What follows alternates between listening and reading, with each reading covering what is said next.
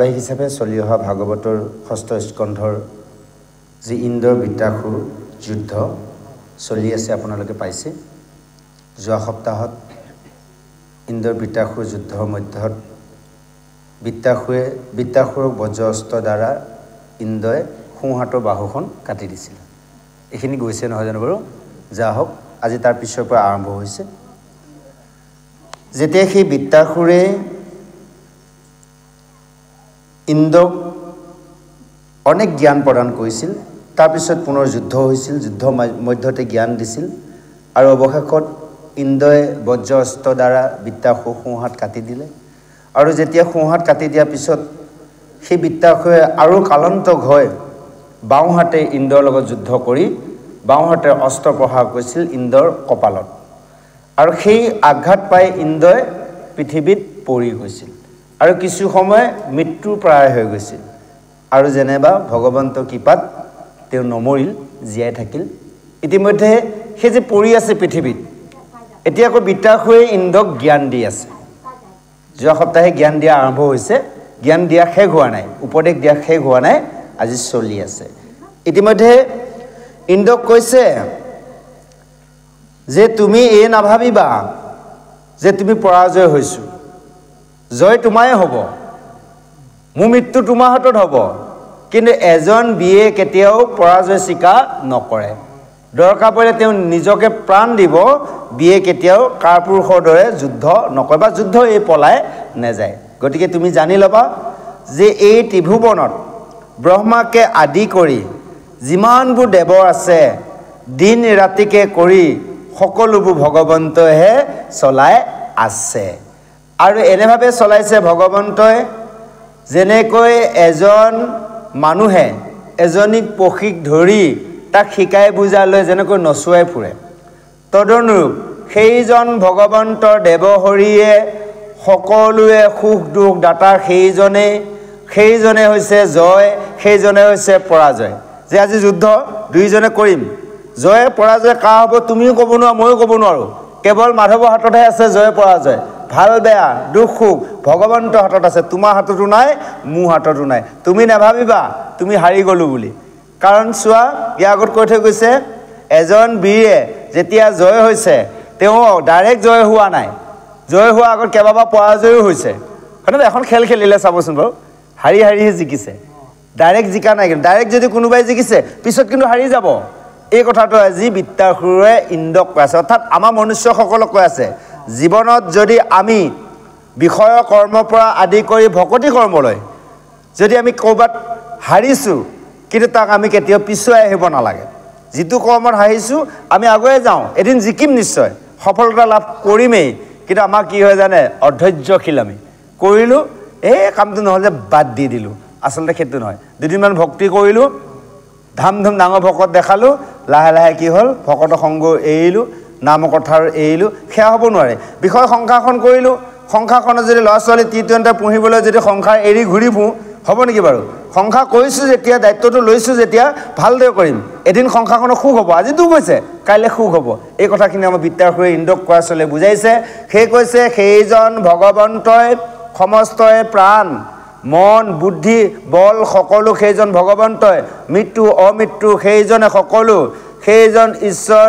আজ্ঞাক যিজনে অজ্ঞানজনেহে নাজানে কিন্তু জ্ঞানীসকলে জানে সেইকাৰণে কৈছে এই যে দেহটো তোমাৰ আৰু মোৰ এয়া আছে জড়ৰ দেহ এই দেহটোক যে চলাই আছে ভগৱন্তই আজি যে যুদ্ধখন দুইজনে চলি আছে তুমি কৰা নাই ঈশ্বৰেহে কৰাই আছে দুইজনকে কেনেকৈ কৈছে যেনেকৈ আমাৰ মনুষ্যসকলে কাঠৰে কিছুমান পুতলা সজাই বনাই নহয় জানো তাক ধুনীয়াকৈ সজাই পৰা মনুষ্যসকলে দুনিয়াৰ কিবা নৃত্য চিত্ৰ বিচিত্ৰ আঁকি আছে সেই কথাটো উল্লেখিত কৰিছে এই কথাটো কেৱল অজ্ঞানীয়ে নাজানে জ্ঞানীহে জানে সেই কৈছে সেহি মত ঈশ্বৰে কৰন্ত নানা কেলি নজানিয়া শৰীৰক মানে কৰ্তা বুলি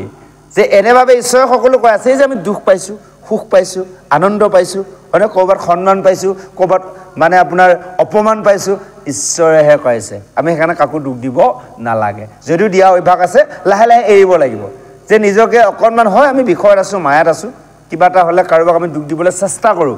কিন্তু চেষ্টা কৰিলে নিজকে অকণমান খন্তেক ধৈৰ্য ধৰি ভাবিব লাগিব নহয় মোক দুখ দিয়া নাই আচলতে এখন মই পাবলগীয়া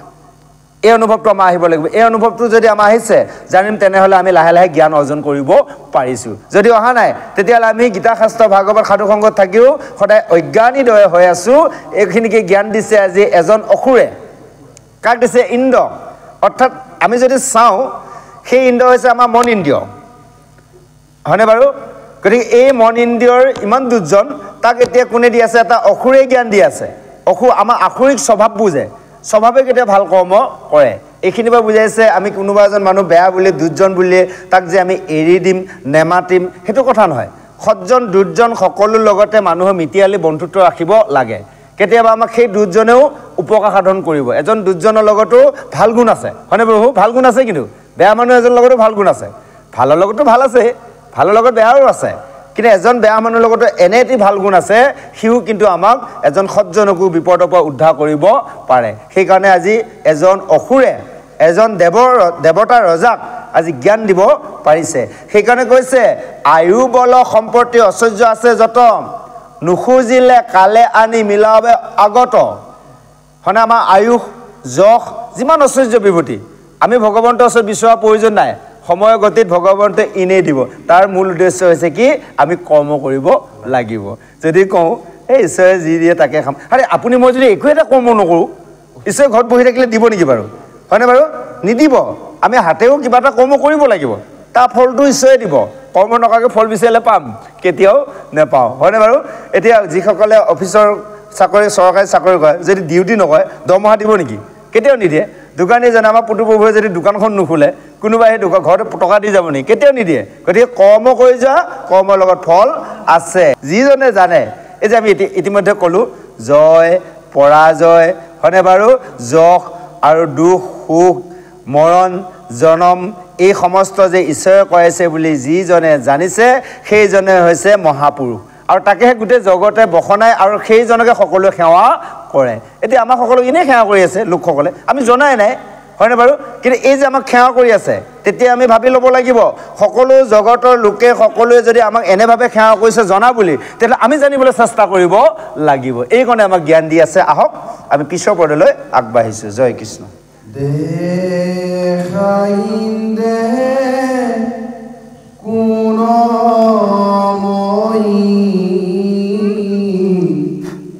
আহি ভৈলু কি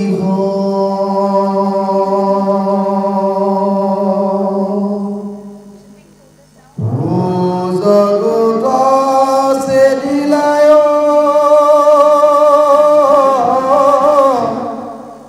ধিকে উধাগি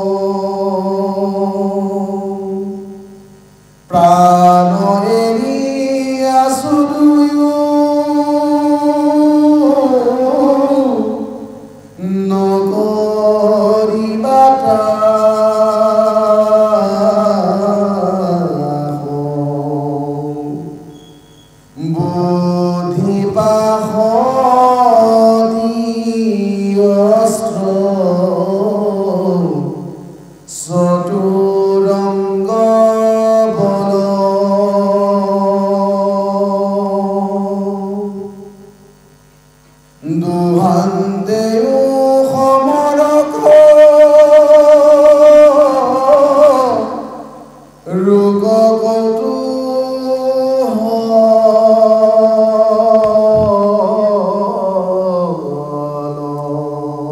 বিতৰ বচন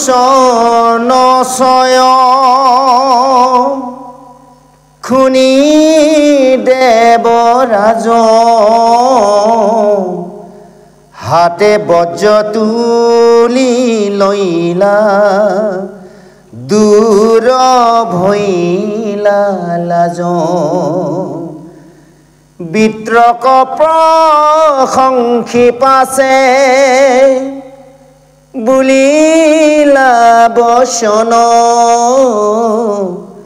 সাধু সাধু বিত তই জানো মহাজন জয় কৃষ্ণ। এতিয়া বিত্তাসুৰে ইন্দ্ৰক কৈছে, হেৰা ইন্দ্ৰ, তুমি মোলৈ চোৱা, তোমাৰ সেই বজ্ৰ অস্ত্ৰ দ্বাৰা তুমি মোক সুৰ বাহখন কাটি দিলা, তথাপিতো মই সেই দুখ পায়ো তোমাৰ লগত কিন্তু যুদ্ধ কৰি আছো। সেইকাৰণে জানি ল'বা, এজন বীৰ কৰ্ম হৈছে, দায়িত্ব হৈছে, যেতিয়ালৈ প্ৰাণ থাকিব তেতিয়ালৈ যুদ্ধ কৰিব লাগিব, যুদ্ধ কৰি প্ৰাণ ত্যাগ দিব লাগিব। কিন্তু ভীৰুৰ দৰে তুমি যুদ্ধ এৰি পলাবলৈ চেষ্টা নকৰিবা। আৰু এটা কথা ইন্দ্ৰ তুমি জানি ল'বা, আজি যে তোমাক মই এইখিনি কথা কৈ আছো, মই তোমাক গুৰু হিচাপে কোৱা নাই, তুমি এইটো নাভাবিবা মই তোমাক গুৰু হৈ উপদেশ দিছো, কিন্তু যিটো সন্মত কথা, শাস্ত্ৰ সন্মত কথা, এইকণ জ্ঞানহে তোমাক মই অৱগত কৰিছো। সেই কৈছে, এনেভাৱে ইন্দ্ৰক কোৱাত ইন্দ্ৰই লাজো পাইছে আৰু দুখো পাইছে। যাহক, সেই কৈছে, হেন হাৰিয়া জিনয়কতো জিনিয়া হাৰয়, হেন জানি সাৱধান হুয়া হৰি হয়, কতো হাৰিও জিনে কতো জিনিও হায়। সেইকাৰণে তুমি সাৱধান হোৱা, তুমি লাজ কাজ সকলো এৰা আৰু হাতত তুমি বজ্ৰ অস্ত্ৰ লোৱা, আহাৰ তুমি মোৰ লগত যুদ্ধ হোৱা, আৰু জানি ল'বা তোমাৰ হাততে মোৰ মৃত্যু, কিন্তু তুমি মোৰ লগত যুদ্ধ কৰা। তুমি যি দুখ পাইছা সেইখন তুমি পোৱা নাই, তোমাৰ দুখ নহয়, ঈশ্বৰে তোমাক দিয়াইছে। আজি যে মোৰ এই ভোজ অৰ্থাৎ হাত কটা গৈছে, কেৱল ঈশ্বৰেহে মোক কৰাইছে। সেই এনেভাৱে ইন্দ্ৰক কোৱাৰ পিছত ইন্দ্ৰই লাহেকৈ সেই কৈছে, বিত্তই কৈছে, বিত্তৰ বচন শুনি দেৱৰাজ হাতে বজ্ৰ তুলি লৈলা দূৰ ভৈলা লাজ। বিত্তৰ কথা শুনি ইন্দ্ৰই লাজটো দূৰ কৰি লাহেকৈ বজ্ৰ অস্ত্ৰ তুলি লৈছে। আৰু বজ্ৰ অস্ত্ৰ তুলি লোৱাৰ পিছত সেই বিত্ৰক সেই সভাসদত সকলোৱে, অৰ্থাৎ এই যে বিমানবন্দৰৰ পৰা দেৱগণ সকলোবোৰে যে চাই আছে সেই যুদ্ধখন,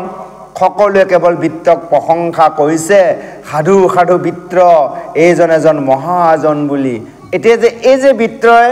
জ্ঞান দিলে, ইন্দ্ৰই বজ্ৰাস্ত্ৰ তুলি ল'লে, যুদ্ধ কৰাৰ আগত হয়তো ইন্দ্ৰই বিত্তাসুক কিবা নিশ্চয় ক'ব। কি বা ক'ব? যুদ্ধটো কৰিবই, ইমানখিনি জ্ঞান দিলে ইন্দ্ৰক, যি জ্ঞান ইন্দ্ৰই পালে, লাষ্ট দূৰ হ'ল, বজ্ৰাস্ত্ৰ তুলি ল'লে। ইচ্ছা কৰিলেতো বিত্তাসুৰে ইন্দ্ৰক বধ কৰিব পাৰে, ইন্দ্ৰ পৰি আছে, অন্য দৈত্যৰ দৰে হোৱা হয় মাৰি দিলেহেঁতেন। কিন্তু এই যে কৃষ্ণৰ ভক্ত বিত্তাসুৰ, সেইকাৰণে তেওঁ অন্যায়ভাৱে যুদ্ধ কৰা নাই, অৰ্থাৎ নিৰস্ত্ৰত কাৰোৰ লগত যুদ্ধ নকৰে। আচলতে যুদ্ধৰ নিয়ম সেইটোৱে। কাৰোবাক ধৰক আপোনালোকে কিবা প্ৰসংগত আৰু কাৰোবাক গালি পাইছে, সি যদি একো মাত দিয়া নাই, আপুনি বুকি থকাৰ যুক্তি নাই, তেওঁ নিৰস্ত্ৰ, তেওঁ উত্তৰে নাই, তেওঁ অনাথক এনেই বুকি থাকি কি লাভ আছে? একো লাভ নাই। আপোনাক যদি কিবা কৈছে আপুনি এষাৰ ক'লে, বাছ সেইখন এখন যুদ্ধ, বাদ যুদ্ধ, নহয় জানো বাৰু? গতিকে তেওঁ যদি একোৱে নকয়, আপুনি যদি দেখিলে কুকুৰৰ নিচিনা ভুকি থাকে বা আমি ভুকি থাকোঁ, তেতিয়াহ'লে এখন যুক্তিসংগ কথা নহয়। আজি চাওক, এজন অসুৰে জ্ঞান দি আছে আমাক, আহকচোন বাৰু, ইন্দ্ৰই নিশ্চয় কিবা ক'ব, পিছৰ পদত আমি শ্ৰৱণ কৰোঁ। জয় কৃষ্ণ।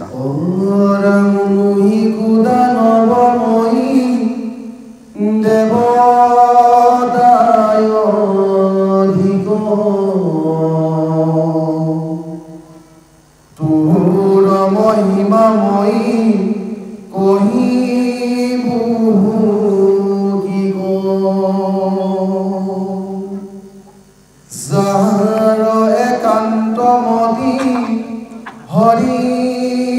চৰণত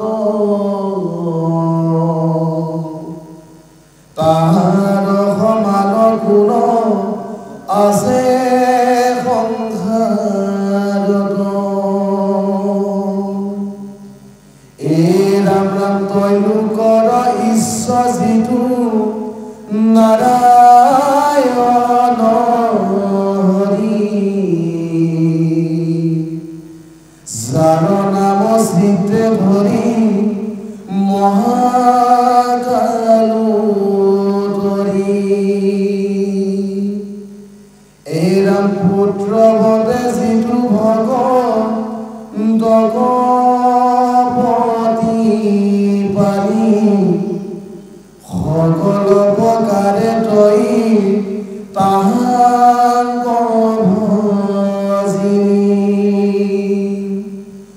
অৰাম জানিলো বৈষ্ণৱী মায়া তই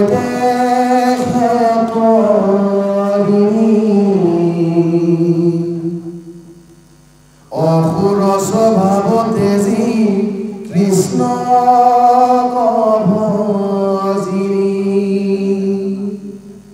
বৈষ্ণৱৰ মাজে তই ভৰি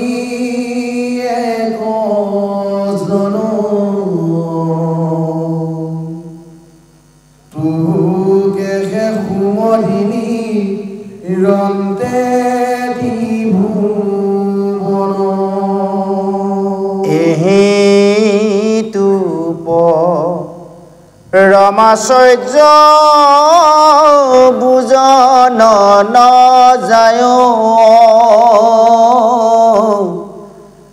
ৰজগুণ তমুগুণ আছে সমুদায় তথাপি কৃষ্ণ ততুৰ একান্ত ভকতি ইহাক সুমৰি মূৰ থিৰে অনুহে মতি জয় কৃষ্ণ ইন্দ্ৰই বৃত্তাসুৰক কৈছে সাধু সাধু যে তুমি এজন মহাজন হয় যে সাধাৰণ দেৱ দৈত্য দানৱ নহয় দেৱতাতকৈ অধিক উত্তম কাৰণ কি কৰিলা যিজনে হৰি চৰণত দৈত্য স্বভাৱ এৰি যেতিয়া ভজিলা সেইজন কেতিয়াও দৈত্য হ'ব নোৱাৰা সেইকাৰণে কৈছে এই ত্ৰৈলোকৰ ঈশ্বৰ যিজন নাৰায়ণ যিজন হৰি যাৰ নাম হৃদয়ত ধৰিলে মহাকালপৰ তৰি যাব পাৰে আৰু যিজনে সেই সকল ভকতক পুত্ৰৰ দৰে প্ৰতিপালন কৰে সকলো প্ৰকাৰে সকলো এৰি তই কি কৰিলি সেইজন হৰিক চৰণত ভজিলি আৰু জানিলো তই এই বৈষ্ণৱী মায়াৰ তৰি গলি অসুৰৰ স্বভাৱ এৰি কৃষ্ণৰ চৰণত তই ভজিলি আৰু বৈষ্ণৱৰ মাজত তই এজন সেইকাৰণে কৈছে তুহু কেখে সুমৰি নিস্তৰে ত্ৰিভুৱন আৰু তোক যদি স্মৰণো কৰে এই সংসাৰ তৰি যাব পাৰিব কি বুজালে আজি যদি বৃত্তাসুৰৰ নাম লওঁ আমি তথাপিও তৰিব বৃত্তাসুৰ হয় অসুৰ কিন্তু এজন বৈষ্ণৱ হৈ আছে এতিয়া পৰম ভক্ত হৈ আছে আজি ইন্দ্ৰই কৈছে যে তোৰ নাম ল'লেও এই ত্ৰিভুৱনৰ সকলোৱে তৰি যাব পাৰিব আৰু তই যিটো পৰম আশ্চৰ্য কৰ্ম কৰিলি আৰু এই ৰজগুণ তমগুণত থাকিও যে কৃষ্ণক একান্তভাৱে ভজিলি ইহাক সুমৰি মূৰৰ থিৰ অনুহে মতি এই কথাখিনি ভাবিলে মোৰ হৃদয়খন মানে ইচ্ছাত বিশ্বাস কৰি যায় এইখিনি কি জ্ঞান দিলে জানে এজন দৈত্যই যদি ৰজগুণ তমগুণত থাকি কৃষ্ণক ভজিব পাৰিলে কৃষ্ণ ভকত হ'ব পাৰিলে আমিতো ৰজগুণ তমগুণৰ সংসাৰত আছোঁ আমি কিয় কৃষ্ণক ভজিব নোৱাৰিম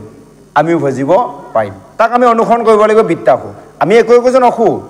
আমি জন্ম ক'ব পৰা হোৱাৰ পৰা ধৰি অসুৰৰ তুল্য হৈ আছোঁ শিশু 5 বছৰটো গ'ল আৰু তাৰপৰা লাহে লাহে আমি অসুৰ তুল্য হৈ যৌৱন অৱস্থাত বৃদ্ধ অৱস্থালৈ আমি অসুৰ তুল্য হৈ থাকোঁ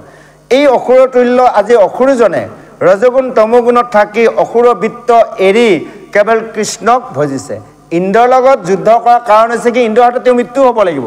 বজ্ৰঅস্ত্ৰ সেই বজ্ৰঅস্ত্ৰ কাৰ এজন বৈষ্ণৱ অস্ত্ৰী হাৰ হয়নে বাৰু তাতো গতি আছে বজ্ৰঅস্ত্ৰ বাহিৰে কোনেও মাৰিব নোৱাৰে তেওঁ কাৰণ এজন বৈষ্ণৱৰ দ্বাৰা গতি হ'ব কাৰণ এও এজন বৈষ্ণৱ আছে সেইজন বৃত্তাসুৰ অৰ্থাৎ কি দধিচি মুনি সেই বৈষ্ণৱৰ হাড় দ্বাৰাহে এতিয়া মুক্ত হ'ব হয় ইন্দ্ৰহাতে হ'ব অস্ত্ৰডাল কা দধিচি মুনি হাড় এই কথাখিনি আমাক জ্ঞান দিছে আহক আমি পিছৰ পদত শ্ৰৱণ কৰোঁ জয় কৃষ্ণ কৃষ্ণ তখু নিষ্কজান মিলিল ভগতি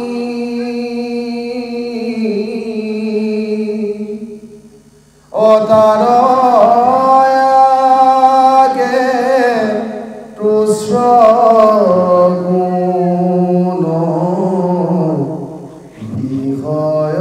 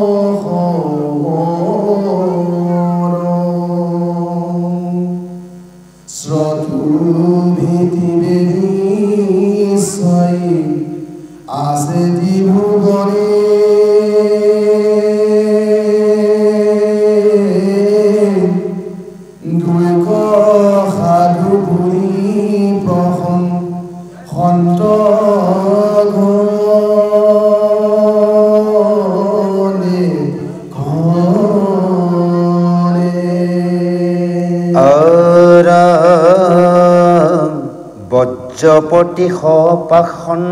গদাৰ মদগৰ ফুলৰ ভিন্দি পালঘুৰ পৰিঘ তুমৰ দুই কদুৰি পহাৰন্ত জিনিতে হৰিখ অবামহাতে যুঁজে বিত্ৰে দেখিবি দিশ জয় কৃষ্ণ এনেভাৱে সেই দুয়োজন কৃষ্ণই ভকত একত্ৰিত হৈ যি যুদ্ধ কৰিলে আৰু দুয়োজনে যি কথোপকথন কৰিলে সেইকাৰণে কৈছে যিজনে কৃষ্ণৰ সুনিষ্ঠ হয় সেইজনে কৃষ্ণৰ ভকতি হয় আৰু তাৰ আগত সামান্য বিষয় সাধাৰণ কথা এজন ভকতৰ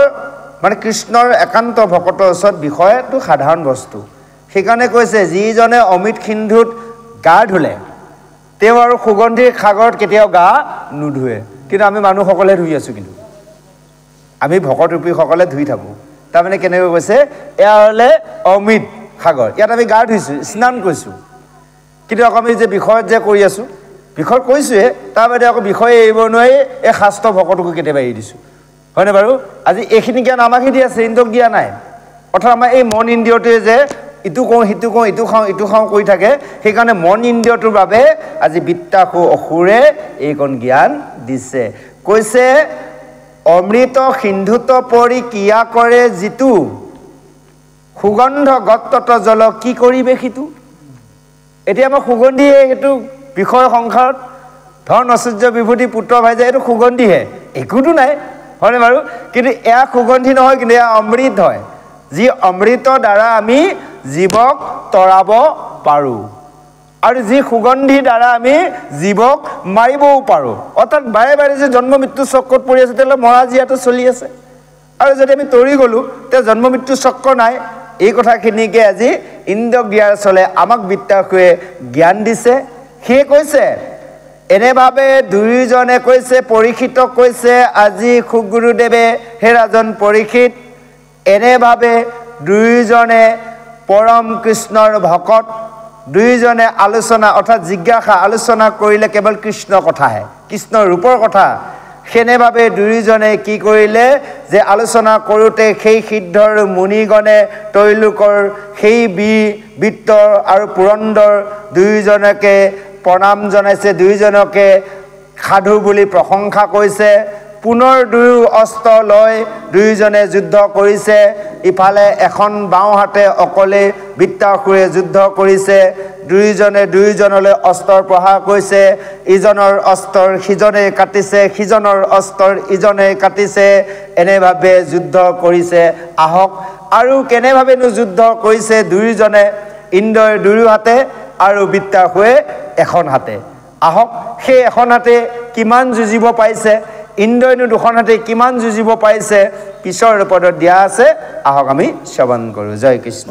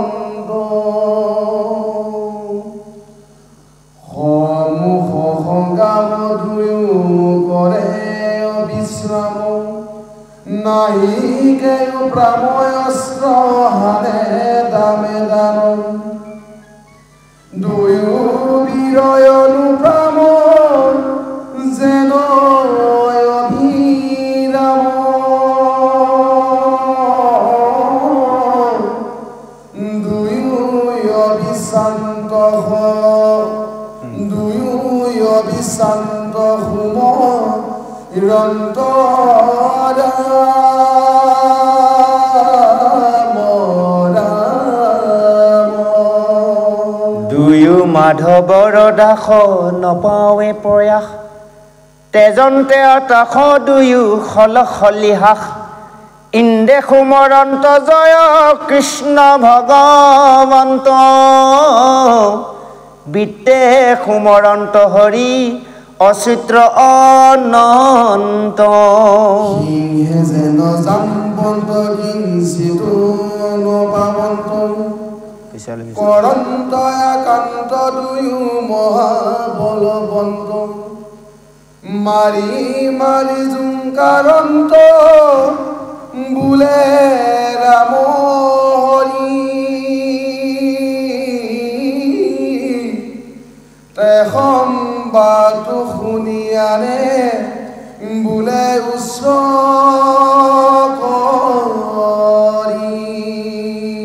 দুয়ো মহাপ্ৰমত্ৰ প্ৰচন্দ্ৰ যেন সান্দ্ৰ কৰন্ত আন্দোল চন্দ্ৰ কাম্পে মহিষন্দ্ৰ জুকাৰন্ত্ৰ তুণ্ড মুন্দ্ৰ চখু জুণ্ড কুন্দ্ৰ হানয় কান্দ্ৰ খন্দ্ৰ তেজ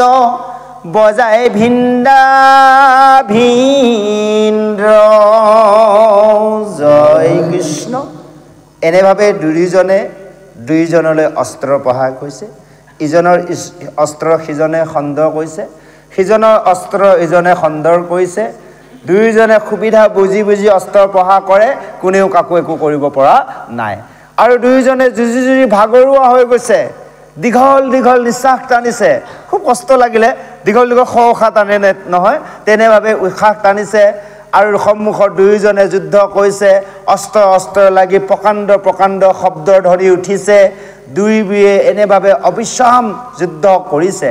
আৰু দুয়োজনে কেৱল যুদ্ধ সময়ত অস্ত্ৰ প্ৰহাৰ কৰোঁতে ভগৱন্তৰ নাম লৈছে। ইন্দ্ৰই লৈছে কেৱল জয় কৃষ্ণ, বৃত্তাসুৰে কৈছে অচিত্ৰ কেশৱ। দুয়োজনে ঈশ্বৰৰ নাম লৈছে, দুয়োজনে ঈশ্বৰ ভক্ত, একেজনে ভগৱন্ত, নাম বেলেগ বেলেগ। ইন্দ্ৰই লৈছে জয় কৃষ্ণ বুলি অস্ত্ৰ প্ৰহাৰ কৰে, আকৌ সিফালে বৃত্তাসুৰে সেইডাল অস্ত্ৰ কাটে অচিত্ৰ কেশৱ। আকৌ ইন্দ্ৰলৈ অচিত্ৰ কেশৱ বুলি অস্ত্ৰডাল এৰি দিয়ে, ইন্দ্ৰই পায় জয় কৃষ্ণ বুলি কাটি দিয়ে। চাওক, সমান সমান পাওঁ, একেজনে ভগৱন্ত, ইজনকো কৃপা কৰিছে, সিজনকো কৃপা কৰিছে। এনেভাৱে যুদ্ধ লাগি সেই যুদ্ধৰ ৰণস্থলীত তাত বাকী সকলো দেৱ আৰু দৈত্যসকলে চাই আছে। দুই দেৱ আৰু দৈত্য ৰজাৰ যুদ্ধ যেতিয়া, বাকী প্ৰজাসকলে কেৱল চাইহে আছে, কোনো যুদ্ধ কৰা নাই। কাৰণ ধৰ্মযুদ্ধ হৈ আছে দুয়োজনে, কাৰণ দুইজন ভক্তৰ, কৃষ্ণ ভক্তৰ যুদ্ধ। সেই কৈছে দুয়ো মহাপ্ৰমত্ত প্ৰচণ্ড যেন সান্দ্ৰ কৰন্ত আন্দোল চন্দ্ৰ কাম্পে মহিষন্দ। দুয়োজনৰ যুদ্ধত পৃথিৱী তলবল ভূমিকম্প হাতে কঁপি আছে। দুই অস্ত্ৰ জোকাৰি ইজনে সিজনলৈ অস্ত্ৰ প্ৰহাৰ কৰি এনেভাৱে যুদ্ধ কৰিছে। আহক এই যুদ্ধ দেখি, এতিয়াতো তেওঁলোকৰ প্ৰজাসকল, পালিপহীয়াসকল আছেই, নিজৰ নিজৰ ফালেতো জোৰ দিবই নহয় জানো বাৰু। কাৰ হয়, কোনে কি জোৰ দিয়ে, কি বাঞ্ছা কৰে, পিছৰ পদত দিয়া আছে। আহক আমি শ্ৰৱণ কৰোঁ। জয় কৃষ্ণ।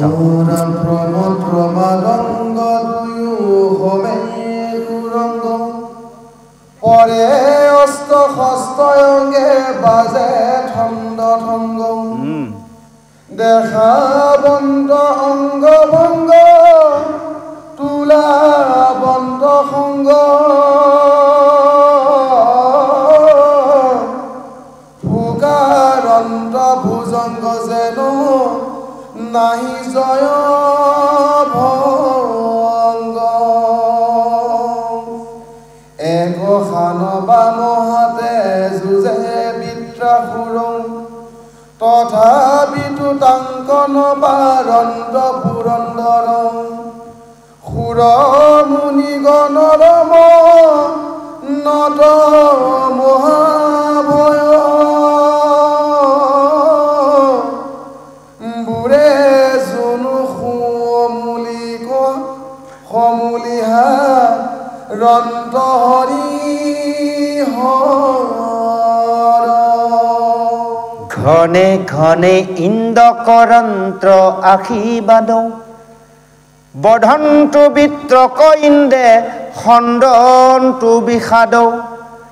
তৈলোক ঈশ্বৰ নৰ সিংহে ৰাখোন্তু ক তিনি উলোকৰ ঘূৰ দুৰ্গতি সন্দুক দৈত্যগণে সাধে জিনন্তুক বিত্ৰাসুৰ পুনৰপি দেৱক কৰিব মহিমূৰ মহাবীৰ বিত্ত কৰা সন্তোষন ৰণ চণ্ডী মৰুক বাসৱ সবে দুখ যাওক সন্দি। জয় কৃষ্ণ। এতিয়া এনেভাৱে যুদ্ধ কৰিছে। ইন্দ্ৰই দুই হাতে আৰু বৃত্তাসুৰে বাওঁ হাতে। তথাপিতো কিন্তু ইন্দ্ৰই হাৰিব হৰুৱাব পৰা নাই। দুইজনে এনেভাৱে যুদ্ধৰ কৈছে যুদ্ধৰ দেখি দেৱসমূহে ভয় খাইছে বাহ কি আচৰিত আমাৰ দেৱৰাজ ইন্দ্ৰই দুই হাতে বজ্ৰাস্ত্ৰ লৈও জিনিব পৰা নাই কিন্তু বৃত্তাসুৰে এখন হাতে যেনেভাৱে যুদ্ধ কৰিছে তেতিয়া লগে লগে দেৱসমূহে সেইজন নৃসিংহৰূপী ভগৱন্তক আৰাধনা কৰিছে হে প্ৰভু তুমি যেনেভাৱে নৃসিংহ ৰূপ ধাৰণ কৰি সেইজন দৈত্যক বধ কৰিছিলা তুমি আজি এইজন দৈত্যক বধ কৰাত সহায় কৰা তেহে আমাৰ এই তিনি লোকৰ সকলোৱে দুখ দূৰ হ'ব ইফালে দৈত্যৰ প্ৰজাসকলে বৃত্তাসুৰ হৈ প্ৰাৰ্থনা কৰিছে যে এইজন আমাৰ বৃত্তাসুৰে সেইজন ইন্দ্ৰক বধ কৰক দেৱসমূহক আমি মখিমুখ কৰোঁ শেষ কৰোঁ আৰু আমাৰো দুখন মানে নাগ হ'ব এনেভাৱে সেই ৰণচণ্ডীৰ ওচৰত সেই দৈত্যসমূহে বৃত্তাসুৰ হৈ প্ৰাৰ্থনা কৰিছে নিজৰজনৰ হৈ নিজে মাতিবই নহয় জানিব আহক ইয়াৰ পিছত আৰু সুন্দৰভাৱে যুদ্ধ আৰম্ভ হৈ আছে আমি শ্ৰৱণ কৰোঁ জয় কৃষ্ণ ওৰামে মতে যুদ্ধ যেবে সংকট মিলিল চিত পাই বিতে পাছে পৰি ধৰিল যমদণ্ড সমতাক চেদি আপৈতে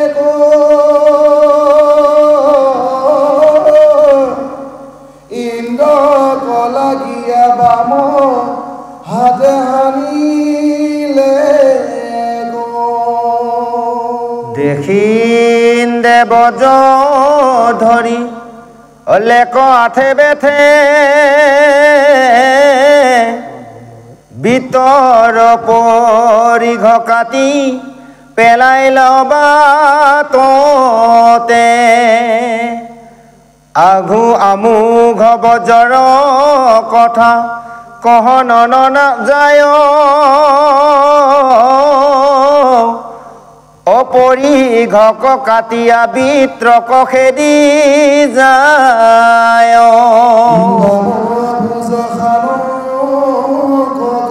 সুহাগে থ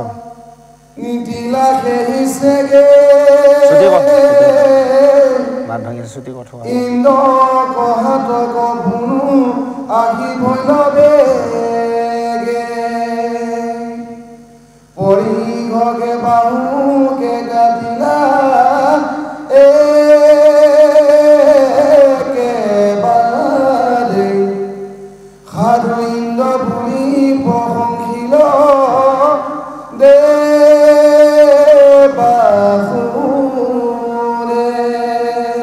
হস্তি সুন্দ সদিশপ ৰমবাহুখান পৃথিৱীত পৰিল কম্পিল ত্ৰিভুৱন দুইখান বাহু ছেদ ভৈলে কবিতৰ দুই ধাৰা তেজ বহে প্ৰকাশে বিস্তৰ জয় কৃষ্ণ এনেভাৱে দুইজন বিয়ে ইমান সংকটভাৱে যুদ্ধ কৰিছে সেই সুবিধা বুজি যি পাত অস্ত্ৰৰ ইন্দ্ৰৰ কপালত মাৰিছিল বৃত্তাসুৰে পৰিঘৰ অস্ত্ৰ সেই পাত আকৌ ব্যৱহাৰ কৰিছে সেই চেক বুজি ইন্দ্ৰই বজ্ৰ অস্ত্ৰ দ্বাৰা সেই খৰডাল কাটি দিলে আৰু এনেভাৱে যুদ্ধ কৰাত সুবিধাৰ বুজি সেই ইন্দ্ৰই বজ্ৰৰ অস্ত্ৰ দ্বাৰা সেই পৰিঘৰ অস্ত্ৰৰ কাটাৰ লগতে বৃত্তাসুৰৰ বাওঁ হাতখনো কাটি দিলে এই বৃত্তাসুৰ বাওঁ হাত কাটি দিয়াৰ লগে লগে বৃত্তাসুৰ একেবাৰে বৃহৎ এটা প্ৰকাণ্ডৰ অসু আছিল নহয় সেই পৰ্বতৰ সমান এখন হাত যেতিয়া খলকি পৰিছে এনেকুৱা এটা প্ৰচণ্ড শব্দ কৰিছে আৰু গোটেই পৃথিৱী তলবল কৰি আছে সেই কৈছে হেনেভাৱে খলকি পৰিছে বাহু খলকি পৰাত আৰু সেই বৃত্তাসুৰৰ বাহু কাটাৰ সেই খৰি পোৱা তেজ বয় এখন নৈৰ দৰে হৈ গৈছে ইয়াৰ পিছত সেই বৃত্তাসুৰ যে কাটিলে দুই হাত এতিয়ানো কেনেকৈ যুদ্ধ কৰিব হাত থকালেহে যুদ্ধ কৰি আছিল দুই হাতে নাইকিয়া হৈ গ'ল আহকচোন বাৰু এতিয়া কেনেভাৱে যুদ্ধ কৰে পিছৰ পদত দিয়া আছে আমি শ্ৰৱণ কৰোঁ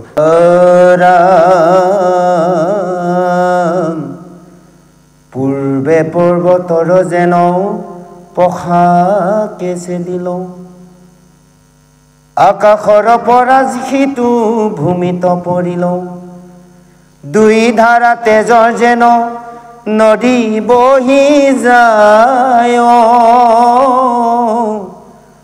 অ পৰ্বতৰ পৰা যেন গেৰুনি ঝৰয় বাহুছেদ ভৈল বীৰ কুধে গৈলা জ্বলি ইন্দক গিলিবে যায় মুখ গোট মেলি অধৰ উথৰ গোটৰ মেলি মাটি তথাপিল উদ্ধৰ অস্থৰ গোটৰ গৈ মেঘত লাগিল আকাশ দিশমুখ দেখন্তে তৰাস অন্তকষ দিশ দান্ত্ৰ পান্তীয় প্ৰকাশ অ ৰাম যেন অতি ভয়ংকৰ সপেশে দি আখে লহ লহ জিভা যেন জগতকে গাখে জয় কৃষ্ণ এনেভাৱেই সেই বিদ্যাসুৰৰ হৰি পৰা অৰ্থাৎ বাহু পৰা তেজ বৈ নয় হৈ গৈছে যেনেকৈ এই যে বৰষুণ ধাৰাসাৰ হ'লে পৰ্বতৰ পৰা যেনেকৈ পানী ধাৰাসাৰ গৰা খহাই নামি আহে তেনেভাৱে সেই তেজৰ নদী বৈ গৈছে আৰু সেই সময়তে বিদ্যাসুৰৰ পচন্দৰ খং উঠিছে লগে লগে তেওঁ কি কৈছে নিজৰ উট দুটা এটাৰ পৃথিৱীত পেলাই এটা উট স্বৰ্গত লগাই দিছে প্ৰকাণ্ডৰ মুখ মেলি জিভাৰ দীঘল কৰে লহ লহ যেনেকৈ একদম সাপে জিভা মেলি থকা উলিয়াই থকাৰ দৰে তেওঁ তেনেকৈ এতিয়াৰ ইন্দ্ৰলৈ আগবাঢ়ি খেদি গৈছে এই যোৱাৰ চুটত তেওঁ যেতিয়াৰ চৰণ পহাত অৰ্থাৎ খোজ দিওঁতে পৃথিৱী এনে লৈ আছে তলবল কৰি আছে আহক এতিয়া এই যে বিত্তই খেদি গৈছে এতিয়ানো কি কৰে ইন্দ্ৰইনো কি কৰে আহকচোন পিছৰ পদত আমি শ্ৰৱণ কৰোঁ জয় কৃষ্ণ কৃষ্ণ ইষ্ট্ৰ বন্ধু চিন্তিলো তোমাক বিত্ৰ বধিবাৰ বুদ্ধি দিলা আমাক দধি চিৰি শিৰহাৰ আনিলোহু মাগি সজাইলোহু বজ্ৰবিত্ৰ বধিবাক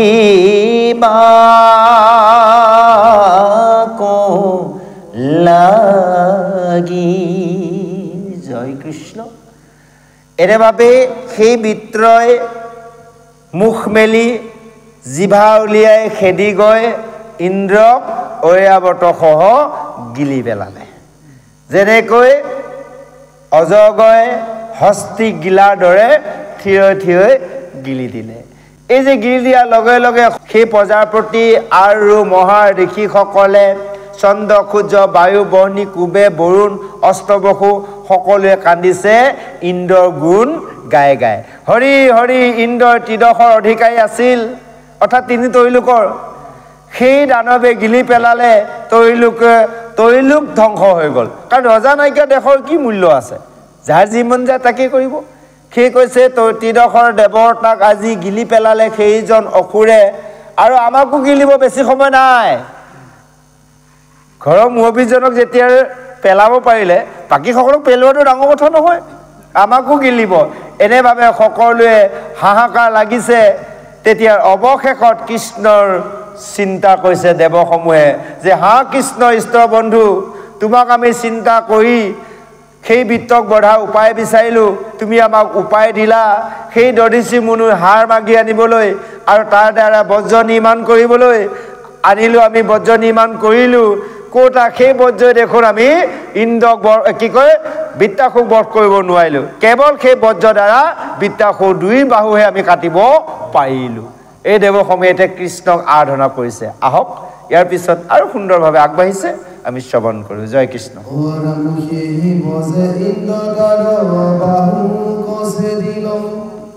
প্ৰভু দুৰাচাৰে আহি ইন্দ্ৰক গিলিল তোমাৰ বচন আছো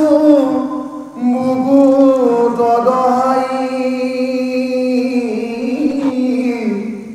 বিদ্ৰোহ গাধি পুহিন্দে সেই বজঘাই সিও বাইক মিছা ভৈল আমাৰ কপালে মহন্তৰ বাইকলৰে অভাগ্যৰ ফলে সবস্ৰ বাহনে গিলি বেগ দুৰাচাৰে হেনয় অদ্ভুত নতুন দেখি খুৰা সুৰে তজু দুখ নাহি গয় আমি সেও ভাগি মৰাইলো ব্ৰাহ্মণক অকাইশ্য লাগি চাইতে শুনিলো যত কৰিলো উপায় জানিলো বিদ্ৰোহ বধন যায় সপোনতো চিন্তু হৰি তোমাৰ চৰণ অনাথৰ নাথ তুমি প্ৰভু নাৰায়ণ তুমি হে আমাৰ বন্ধু গুৰু পিতা মাতা তোমাৰ একে নামে জিও সকলে দেৱতা জয় কৃষ্ণ এনেভাৱে সেই দেৱসমূহে কৃষ্ণৰ চৰণত কৃষ্ণক স্তুতি কৰিছে প্ৰাৰ্থনা কৰিছে যে প্ৰভু সেই বজ্ৰস্ত্ৰ দ্বাৰা আমি ভাবিছিলোঁ বিত্তাসু বধ হ'ব কিন্তু দেখিলোঁ বিত্তাসু বধ নহ'ল আৰু এনে আচৰিত দৃশ্য আমি ক'তো শুনাও নাই আৰু দেখাও নাই কাৰণ যুদ্ধ হ'লে সেইজন বীৰ মাজত যুদ্ধৰ কোনোবা এজনৰ মৃত্যু হয় তেওঁহঁতক ঘোঁৰা হাতী হস্তি যি থাকে বাহনখনকো নষ্ট কৰে কিন্তু একেলগে দুয়োজনকে গিলি পেলোৱা আমি ক'তো দেখাও নাই শুনাও নাই আচৰিত দৃশ্য আজি কৃষ্ণক কৈ আছে স্তুতি কৰিছে দেৱসমূহে আচৰিত যে সেই ইন্দ্ৰক বাহনসহ গিলিলে যে আমাৰ কপালত এয়াই লিখা আছিল মহন্তৰ বাক্য লৰিলে আমাৰ কপালত এয়াই লিখা আছিল কাৰণ মহন্তৰ বাক্য কেতিয়াও বিফলে নাযায় কাৰণ আমি সেইজন দধিচি মুনিকো অকাৰ্যৰ কাৰণে তেওঁকো আমি মিনেই মাৰালোঁ আৰু এইখিনি কৰাই আমি অস্ত্ৰ আনিলোঁ সেই অস্ত্ৰই আমাক একো কৰিব নোৱাৰিলে আচলতে দুখ তোমাৰ নহয় প্ৰভু দুখ আমাৰহে আমিহে নুবুজি এনে কৰ্ম কৰিলোঁ তথাপিতো দেৱসমূহে ঈশ্বৰক দুখ দিয়া নাই সেইকাৰণে কৈছে সেনেকৈও কৈছে যে এই কথাটো আমি সদায় সপোনতো চিন্তা কৰিছিলোঁ হৰি যে সেইজন প্ৰভু নাৰায়ণৰ কৃপাত আমি কি কৰিম সেইজন বিত্তাসুক বধ কৰিব পাৰিম আৰু বিত্তাসুক বধ কৰিলে আমাৰ সুখ শান্তি হ'ব সেই কৈছে তুমি সে আমাৰ বন্ধু তুমি সে পিতা মাতাৰ তোমাৰ একে নামে জীও সকলো দেৱতা তুমিয়ে হৈছে আমাৰ বন্ধু সুহৃদ তুমিয়ে হৈছে আমাৰ পিতৃ তুমিয়ে হৈছে মাতৃ তুমিয়ে আমাৰ সকলোৱে পূজনীয় দেৱতা আমি তোমাক সদায় পুজি আছোঁ তুমি আমাক জীয়াই ৰাখিছা আৰু এইবাৰ প্ৰভু তুমি আমাক জীয়াই ৰখা এনেভাৱে কৃষ্ণক স্তুতি কৰিছে দেৱসমূহে আহক ইয়াৰ পিছত অকণমান অধ্যায় এই অধ্যায় সামৰণিলৈ আগবাঢ়িছে আহক আমি শ্ৰৱণ কৰোঁ ইনে নিজে গোবিন্দন কৰা পৰিত্ৰাণ তেবে সে মৰিলুৰা সন্তাও নাহি আন হুয়ো কসাহস ইন্দ্ৰ পাছে জিয়ান্তুক বিদ্ৰৰ বেতক ভালি জানতে বাজন্তু বৰজহানি জানতে কাটন্তু বিদ্ৰোহীৰ কৰিও মাধৱ ভকতৰ মনথিৰ যাৰ নাম স্মৰি মহা কাল গুণীশ্বৰী আনু অল্প দুগতি কোনে লেখা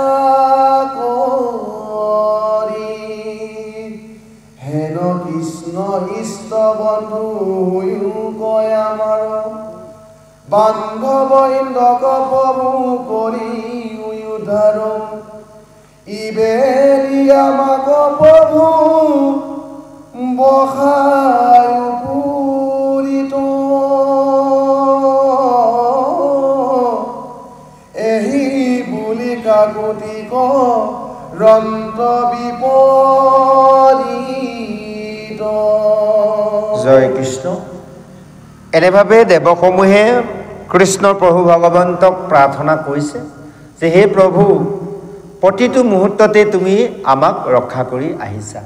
এইবাৰ হে গোবিন্দ তুমি আমাক পৰিত্ৰাণ নকৰিবা। তোমাৰ সেই আমি নহ'লে সকলোৱে মৰিম, যে তুমি আমাক ৰক্ষা কৰা আৰু তুমি ইন্দ্ৰক সহায় কৰা, সেই ইন্দ্ৰই যাতে সেই বৃত্তাসুৰ গৰ্ভত পেটৰ ভিতৰত জীয়াই থাকে আৰু সেই বৃত্তাসুৰৰ গৰ্ভৰ পৰা সেই বজ্ৰ অস্ত্ৰ দ্বাৰাই ইন্দ্ৰই যাতে বৃত্তাসুৰক মাৰি পেট ফালি ওলাই আহিব পাৰে আৰু সেই ইন্দ্ৰই যাতে আহি পুনৰ আমাৰ ৰাজ্যত বহি আমাৰ সকলোকে পৰিচালনা বা আমাক চলাব পাৰে। এইকণ তুমি কৃপা কৰা। এনেভাৱে সকলোৱে দেৱগণে ভগৱন্ত কৃষ্ণক প্ৰাৰ্থনা কৰিছে। এইখিনিতে এই অধ্যায় সমাপ্তি ঘটিছে আৰু কবিজনাই আমাক সভাসদলৈ অকণমান উপদেশ দিছে। আহক আমি উপদেশখন শ্ৰৱণ কৰোঁ। জয় কৃষ্ণ।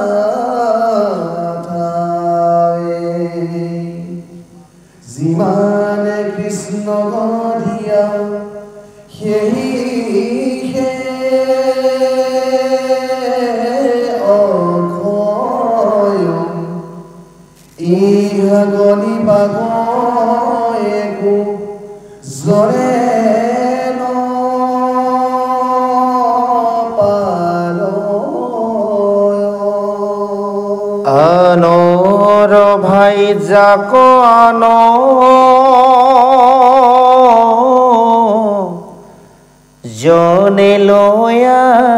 যায় আনৰ ধনক আন জনে বহি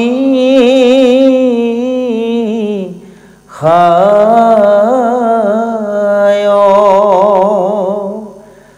আগতে দেখিয়া প্ৰভু নেদেখে সমূলি মিছাতে খে মৰা মূৰ ধন জন বুলি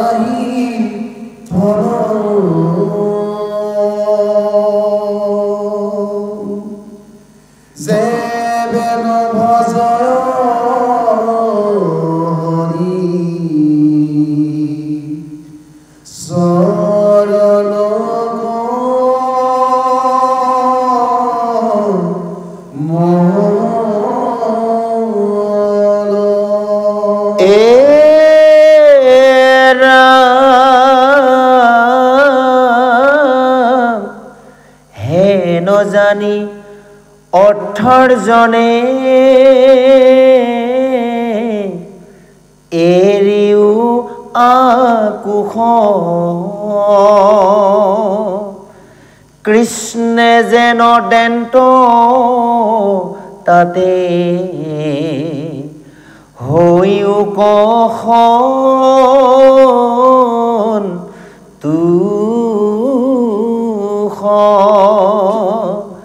প্ৰযত্নে কৰায়ো নিতে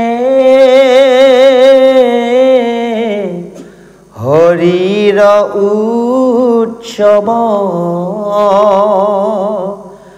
ভকতক আপুনিয়ে পালন্ত্ৰমা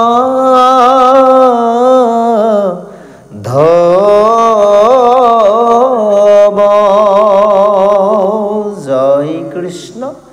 এইখিনিতে আমাক শ্ৰীচন্দ্ৰ ভাৰতী কবিজনাই ইমান সুন্দৰভাৱে উপদেশত বুজাই দিছে আৰু আমাক অজস্ৰ জ্ঞান প্ৰদান কৰিছে। সেই কৈছে, হে সাধু লোক সমস্তৰ আন কথা এৰি কেৱল কৃষ্ণত ভক্তি কৰা। আৰু দেখিছা সেই দেৱসকলৰ দুৰ্গতি কিমান। সাধাৰণ মনুষ্যৰ কথা কৈতো লাভ নাই যে দেৱতাসকলৰ যি দুখ দুৰ্গতি মনুষ্যসকলৰ কথা কৈ শেষ কৰিব নোৱাৰা। এইখিনিতে আৰু এটা বুজালে, যদি দেৱসকলো ইমান দুৰ্গতি হৈছে আমি দেৱসকলক ভজাৰ প্ৰয়োজন নাই। যা হওক, সেই কৈছে এই কথাখিনি কৈছে, যাৰ নাম স্মৰি মহাকালো নিস্তৰি আনু অল্প দুৰ্গতি কেনে লেখা কৰি। যিজনৰ নাম স্মৰণ কৰিলে মহাকাল অৰ্থাৎ এই সময় গতিবোৰ অৰ্থাৎ মৃত্যুৰ পৰা বাচিব পাৰি। তেতিয়াহ'লে কৈছে এই অকণমান দুৰ্গতিৰ কথা সাধাৰণ কথা যদি ভগৱন্তৰ নাম লোৱা যায় বা ভগৱন্তক ভজনা কৰা যায়। সেইকাৰণে কৈছে যে সেয়ে কৈছে হেনে এই কথাখিনি জানি বান্ধৱ কৃষ্ণক হেলা এৰি দিয়া। আমি অকণমান এলাহ কৰোঁ যে এইবোৰ এৰি দিয়া আৰু কৃষ্ণই সকলো দুৰ্গতিক ৰক্ষা কৰোঁতা সেই কালৰ ইকালৰ হৰিষে বান্ধৱ হৰি বিমুখ ভৰিলে জীৱন্ততে হওক। সেই কালত তাৰমানে এই কালততো বান্ধৱে, সেই কালত ইয়াত যোৱাৰ পিছত কোনে তৰাব, কোন বান্ধৱ হ'ব আমিতো এতিয়া একো জনাই নাই, হয়নে বাৰু? জানিব লাগিব। যদি আমি এই কালত কৃষ্ণক ভজোঁ, ইয়াৰ পৰা যোৱাৰ পিছত সৰি পৰি হ'ব, আত্মাৰ বাবে পৰম বান্ধৱ হ'ব সেইজন ভগৱন্ত মাধৱ বা কৃষ্ণ। আৰু যদি বিষয়তে আমি লাগি থাকোঁ, দেৱসমূহকো ভজোঁ, পাপ কৰ্মও কৰোঁ কৃষ্ণক আমি শ্ৰদ্ধাভাৱে নভজো তেতিয়াহ'লে শিকালৰ বন্ধু হ'ব কোন জানে সেই তিনিটা আছে কালপোৱা সফুৱা বেংকাব সেইকেইটা বন্ধু হৈ থাকিব মাজে মাজে টাঙন কিল দি থাকিব হয় জন্ম মৃত্যু চক্ৰত পৰিব লাগিব সেইকাৰণে কৈছে ইকালৰ শিকালৰ বান্ধৱ সেইজনে আৰু যিসকলে কৃষ্ণ বিমুখ হৈ আছে সেইসকল জীয়াই থাকিও মৰা বুলি কৈছে এটা মৰাশৰ লগত তুলনা দিছে গতিকে আমি সেই মৰাশৰ পৰা আমি জীৱিত হ'ব লাগিব সেইকাৰণে মৰাটোক অমৃত খোৱালে জীয়াব সেইকাৰণে কৈছে এয়াৰ কৃষ্ণৰ কথা আছে অমৃত যিয়ে কৃষ্ণৰ কথা খাব পাৰিছে কৰ্ণপথে মুখেদি ল'ব পাৰিছে তেতিয়াহ'লে জানিব সেইজনে জীৱিত হৈ আছে সেইকাৰণে যিজন কৃষ্ণ সন্মুখ তেওঁতো কৃষ্ণৰ কথা সদায় মুখত আছে হৃদয়ত চিন্তা আছে কৰ্ণত কৃষ্ণৰ কথা গোচৰ হৈ আছে সেইকাৰণে তেওঁ জীয়াই আছে যাৰ নেকি কৰ্ণপথেদি কৃষ্ণৰ কথা নাই মুখেদি এবাৰ ৰামকৃষ্ণৰ কথা নাই হৃদয়ত এবাৰ ভগৱন্তৰ ৰূপ চিন্তা নাই সেইটোতো মৰাশ হয় ডাইৰেক্ট হৈ আছে মৰাশ তৃতীয় স্কন্ধ ভাগৱততো দিছে একাদশতো লিখিছে আজি ইয়াতো কৈছে সেই কৃষ্ণ বিমুখ হ'ল মৰাশ সেইকাৰণে চোৱা ধন জন পুত্ৰ ভাইজা এই যিমান দেখিছা যিমান আছে তিলকতে এদিন নাগ হৈ যাব কোনেও কাৰোৰ লগত নাযায় ধনু নাযায় জনু নাযায় যাব লাগিব কেৱল অকলে লৈ যাব লাগিব জীৱনত কৰা পাপ পুণ্য যি কৈছো তাকে নিব লাগিব পাপ কৰিলে পাপ পুণ্য কৰিলে পুণ্য কিন্তু পাপ পুণ্যৰ দ্বাৰা স্বৰ্গ নৰক কিন্তু যদি আমি ভক্তি কৰিছোঁ ভক্তি ফলৰ দ্বাৰাই আমি বৈকুণ্ঠ যাব পাৰিম সেইকাৰণে কৈছে ইয়াতে চোৱা যে যিমানে কৃষ্ণক দিয়া সেয়া হৈছে অক্ষয় আমি কৃষ্ণক নিদিয়া মানে সকলো ক্ষয় হৈ গৈছে কৃষ্ণক দিয়া মানে সেইখন কেতিয়াও শেষ হৈ নাযায় ধন টকা পইচাই হওক অজস্ৰ এয়া আজি ভগৱন্তৰ নামত আমি কৃষ্ণ নামটো লৈছোঁ যে এয়া যে অক্ষয় ধন সেইটো নহয় আমি বিষয়ত অৰ্জন কৰা ধনো যদি আমি কৃষ্ণ নামত দিছোঁ ভগৱন্তক নিবেদন কৰিছোঁ ভগৱন্তৰ নামত খৰচ কৰিছোঁ তেতিয়াহ'লে অক্ষয় ধন যিমান দিলোঁ তাত দুগুণ পাম কিন্তু এটা কথা দিলে হিচাপ কৰিব নালাগিব আমি হিচাপ কৰিব আছে নহয় ইমান দিলোঁ ইমান গ'ল সিমান গ'ল ৰাইজেও ধৰিলে এই অলপ আগত ওলাই আছিলে ৰাস পাতাৰ ওপৰতে কোনোবা টকা পইচা দিয়া নিদিয়া আমি প্ৰথমে আহোঁতে অকণমান দুআষাৰ ৩-৪জন মানুহে আছিলোঁ আচলতে যিসকলে মুক্ত হস্তে দিব কোনে কেনেভাৱে ব্যৱহাৰ কৰক কোনোবাই ৰাসৰ নামত কিবা কৰে কৰি থাকক যদি ভগৱন্তৰ নামত কোনোবাই মুক্ত হস্তে দিছে তেওঁ কিন্তু ফল পাব লোৱাসকলে যে সৎ কামত নলগায় তাৰ বিফলটো পাব দিয়াজনে কিন্তু ফল পাবই দিয়াজনৰ উদ্দেশ্য হ'ব লাগিব যে হয় প্ৰভু ভগৱন্তৰ কৃষ্ণ নামত দিয়া হৈছে সেইকাৰণে সেই যিমান দিব তাত ডবল পাব কাৰণ হয় প্ৰভু কৃষ্ণ হয় হয় হয় হয় পুণ্য নহয় বহু ভাল কথা আমি সেইটো কথাই পাতি আছোঁ যে আপোনাৰ উদ্দেশ্যটো হৈছে কি ভগৱন্তৰ আমি ভগৱন্তৰ কথা পাতি আছোঁ এজন এনেকৈ কোৱা মানুহ এজন এনেকৈ আহি বিচাৰিব সেইটো আপুনি দিব নোৱাৰে সেইটো কোনেও নিদিয়ে হয়নে বাৰু সেইটো আপুনি নাজানে যেতিয়া আপুনি দিলে আপোনাৰ পুণ্য আছে আপুনি জানে এওক দিলে কামটো কৰিবগৈ তেওঁক আপুনি নিদিব সেইটোৱে কৈছে আপুনি জানিছে পাত্ৰটো বেয়া হয় তাকেতো প্ৰভু এতিয়া আপুনি নাজানে ধৰি লওক এতিয়া ক'ৰবাৰ কেইজনমান ভকত আহিলে ধুনীয়াকৈ আহিছে আপুনি চিনি নাপায় যদি কামটো কৰাই হয় আপুনিতো নাজানে তেওঁ এতিয়া ভগৱন্তৰ নামত বিচাৰিলে আপুনি নিদিলেও আপোনাৰ অপৰাধ হ'ব নহয় প্ৰভু যদি স্বয়ং ভগৱন্তে সেইটো ৰূপ লৈ আহিছে সেইফালেও পাক লাগি যাব প্ৰভু গতিকে আপুনি যিমান পাৰে ভাবিছিল ধেৰ দিব লাগে নোৱাৰে কিবা এটা হ'লেও সন্মান কৰিবলৈ দিব লাগিছিল 1000 টকা দিলে আপুনি 100 টকা প্ৰভু তাতো অসুবিধা নাই 100 টকাটো গ'লে আপুনি মুক্ত হৈছে ভগৱন্তৰ নামত দিছে আপোনাৰ দুখ নাই যদি জানিছে আপুনি এই মানুহজন বা এইকেইজন মানুহ অকণমান খেলি মেলি কৰে সেইকেইজন দিয়াত তেতিয়াহ'লে আপুনি কোৱাৰ দৰে পাপ হ'ব সেই পাপভাগী হ'ব লাগিব জানে এইকেইটা নিয়াৰ লগত কামটো কৰি দিব এই দিলে বোলে তেওঁ ভাগটো তাৰমানে আধা আপুনি পাব আপুনি দিলে যেতিয়া বা মই দিলোঁ যেতিয়া ময়ো পাম গতিকে সেইকাৰণে কৈছে মুক্ত হস্তে আমি দান দিব লাগিব কেৱল ভগৱন্তৰ নামত তো ভগৱন্তৰ কৰ্মৰ কাৰণে দিছে কোনে কি কয় কৈ থাকক আপুনি ভগৱন্তৰ কাৰণে দিছে সেই কথাটোৱে কৈছে হৰিক দিলে অক্ষয় হয় আৰু যদি কৈছে আৰু যদি হৰিক দিয়া নাযায় তেতিয়াহ'লে ক্ষয় হয় সেইকাৰণে কৈছে যে আৰু এটা চোৱা যে আনৰ ভাইজাক আনে লৈ যায় আনৰ ধনকো আনে বহি খায় এইবোৰ দেখিও এতিয়াও মনুষ্যসকলৰ গাত জ্ঞান অহা নাইনে হয়নে বাৰু এতিয়া আনৰ ভাইজাক আনৰ লৈ যোৱা এতিয়া যদি আমি চাওঁ এতিয়া আনৰ ভাইজাটোক আনে লৈ গ'ল আচ্ছা এতিয়া দুটা প্ৰকাৰ বুজাইছে এটা আমাৰ বাহ্যিকত দেখাই আছে এটা আমাৰ আধ্যাত্মিক তত্ত্বত দেখাইছে এতিয়া চাওক এটা হ'ল কি বুজালে এফালে ধৰক আমাৰ বাহ্যিকত যদি চাওঁ এতিয়া আমি বৰ্তমান কলিযুগত দেখি আছোঁ কাৰোবাৰ ভাইজাক কোনোবাই লৈ গৈ আছে হয়নে বা যিগৰাকী ইমান বিশ্বাস কৰি আমাৰ অগ্নিক সাক্ষী কৰি আনি লৈ এদিন নিজৰ স্বামীকো লোকঢাক কৰি বেলেগলৈ গুচি গ'ল সেইকাৰণে কৈছে এইবোৰক বিশ্বাস নকৰিবা কৰিব লাগিব কিন্তু কেনেকৈ বিশ্বাস ভকতি মাধ্যমে বিশ্বাস ৰাখিব লাগিব আমি বিষয়ে যদি ভকতি এই যে বিশ্বাস কৰোঁ এদিন কিন্তু আমাৰ ক্ষতি হ'ব আৰু এটা কথা কৈছে এটা দিশত কৈছে এতিয়া পুৰুষ আৰু প্ৰকৃতি এতিয়া দেহ প্ৰকৃতি পুৰুষৰ লগত যাব পাৰিবনে বহু এইটোতো কোনোবাই লৈ যাব হয় নহয় ক'ৰবাতহে যাবগৈ গতিকে আমাক বিভিন্ন প্ৰকাৰে বুজাই দিছে সেইকাৰণে কৈছে আনৰ ভাইজাক আনে লৈয়া যায় আনৰ ধনক আনজনে বহি খায় হয়নে বাৰু আনৰ ধন আনে খাই আছে খাইছে নাই বাৰু এতিয়া যে আমি চিধাকৈ ক'ব যাওঁ প্ৰভু এইটো কিন্তু যুক্তিসংগ আমি আগতো কৈছোঁ আৰু সেইটো আমি দুখো নিদিওঁ আমি দুখ দিব বিচৰা নাই কোনোকে কাৰণ কলি যুগত সেইটো হ'ব ভাগৱত মানে দ্বাদশ স্কন্ধত লিখিছে কলি যুগৰ বৰ্ণনা আৰু পুৰাণ বৌতো লিখিছে আমি পঢ়িছোঁ কলি যুগত ৰজাসকলে প্ৰজাসকলক ঠগি খাব আজি যে 10,000 টকা এটা দিছে আমি যদি বিচাৰ কৰি চাওঁ চাওক এতিয়া ৰাইজৰ সম্পত্তি বেছি বোলে সেইকেইটা টকা দি বোলে মুখ মাৰি থৈ দিছে কাৰণ চাওক এতিয়া আপোনাৰ ইলেক্ট্ৰিচিটি বিক্ৰী কৰিলে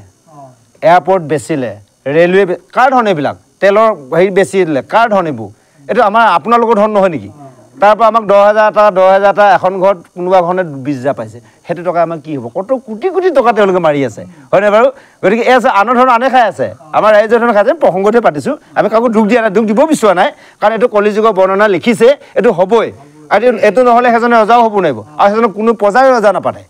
আমিয়ে বেয়া পাওঁ আমি আঁকোৱালি ল'ম কাৰণ এইটো মানে শাস্ত্ৰসন্মত কলি যুগৰ বৰ্ণনা লিখিছে সেইকাৰণে আমি কাকো দুখ দিব নিবিচাৰোঁ দুখ দিয়াও নাই যা হওক সেয়ে কৈছে এনেভাৱে কৈছে আগতে দেখিয়া তভু নেদেখি সমূলি মিছা দেখে মৰা মূৰৰ ধন জন বুলি এইবিলাক দেখি আছা দেখিও নেদেখা ভাবি দি মিছাতে মোৰ ধন মোৰ জন বুলি কোৱা আছে কাৰো নহয় নিজৰ দেহটো আমাৰ নিজৰ নহয় হয়নে বাৰু এই কথাটো আমাক জ্ঞান চকুৰে বা আমাক শাস্ত্ৰসন্মতভাৱে সাধুসংগত থাকি আমি জ্ঞান লাভ কৰিব লাগিব হয় আমি একেদিনাখনে এৰিব নোৱাৰোঁ কোনেও আমি পুত্ৰ ভাইজাই এৰিব নোৱাৰোঁ কোনেও আমি ধন জন একো এৰিব নোৱাৰোঁ কিন্তু আমি লাহে লাহে তাৰ পৰা বিষয়ৰ পৰা তাৰমানে কি আমাৰ তাৰ পৰা বৈৰাগ্য ভাৱটো আমি আনিব লাগিব আমি যিটো ৰতি কৰি আছোঁ ৰতিটো আমি কমাই দিব লাগিব সেয়ে শেষত কৈছে যি ধন অৰ্থ অৰ্জন কৰা যায় যদি বেছি ধৰণে সেইফালেও ভয় হয় বুলি কৈছে কাৰণ কৈছে অৰ্থ যাৰ থাকে তাৰ নুগুচে ভয় ধন যাৰ আছে বেছি তাৰ ভয় ভাৱটো সদায় আছে কেনেকৈ আছে কিবা চুৰে নিয়ে কিবা ৰজাই লয় বেছি থকা গম পালে ইনকাম টেক্সত লগাই দি প্ৰভু দবাই দিব হয়নে বাৰু সেয়াও ভয় বেছিকৈ থকা এতিয়া আমি নাজানো কাৰ আছে থকাসকলে মাজে মাজে বহুত ভয় হৈ থাকে কিবা মোৰ ইমানখিনি আছে অত ৰাখিছোঁ তত ৰাখিছোঁ যদি ইনকাম টেক্সে গম পাই যায় চব লুটি পেলাব মোক হয়নে বাৰু আৰু কিছুমানৰ চুৰক লৈ ভয় সেইকাৰণে কৈছে অৰ্থ আজি বাৰু কিঞ্চিতো নাহি ফল যেবে নভজৰে হৰি চৰণ কমল অৰ্থ অৰ্জন কৰা একো লাভ নাই যদি হৰি চৰণত ভজনা কৰা নাই যিয়ে হৰি ভক্তি কৰি ধন আৰ্জিছে তেওঁ ধন কেতিয়াও কোনেও ক্ষয় কৰিব নোৱাৰে এইখিনিতে বুজালে আমাক যোনে য'তে নিদিয়ক যিয়ে নকৰক যিমান ধন অৰ্জন নকৰক কেৱল কৃষ্ণক ভজি অৰ্থাৎ সৎ পথে হ'ব লাগিব এতিয়া বেয়া পথে অনা ধনটো যদি মই ভগৱন্ত দিওঁ তাৰ পৰা মই কিন্তু পুণ্য ফল নাপাওঁ শাস্ত্ৰই কৈছে বেদে কৈছে যে আমাক হয় কি আমি নিজৰ মানে পাৰিশ্ৰমিক হিচাপে যিটো আমাৰ পাবলগীয়া ধন আমি যিটো সঞ্চয় কৰিছোঁ সেইটোহে আমি নিবেদন কৰিম এতিয়া আমি ক'ৰবাত বেয়া কাম এটা কৰি আনি পেলাই ধন এটা যদি ঈশ্বৰক দিওঁ ঈশ্বৰে কিন্তু গ্ৰহণ নকৰোঁ সেইটো বেদতো লিখিছে শেষ হৈছে এই কথাখিনি জানি অৰ্থজনে এৰি আংকুশ অৰ্থ ধনৰ প্ৰতি অকণমান লোভটো এৰি কৃষ্ণজনৰ দেন্ত তাক হৈয়ুক সন্তোষ যে কৃষ্ণকো দিয়া নিজেও সন্তোষ হোৱা কৃষ্ণও সন্তোষ হ'ব প্ৰযত্নে কৰিও নিতে হৰি উৎসৱ ভকতক আপুনিও পালন্ত মাধৱ যে খুব যত্ন কৰি হৰি উৎসৱ আয়োজন কৰা আৰু ভকতক সেইজন ভগৱন্তই পালন কৰে আহক আৰু অকণমান পদে অধ্যায়ৰ সমাপ্তি ঘটিছে আমি পদৰ শেষলৈ যাওঁ জয় কৃষ্ণ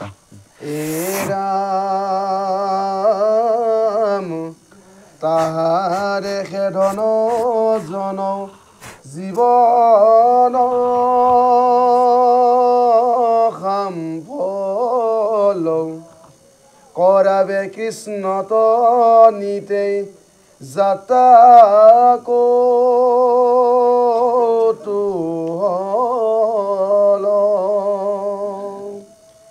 বিপ্ৰ বৈষ্ণৱক দেই দুখী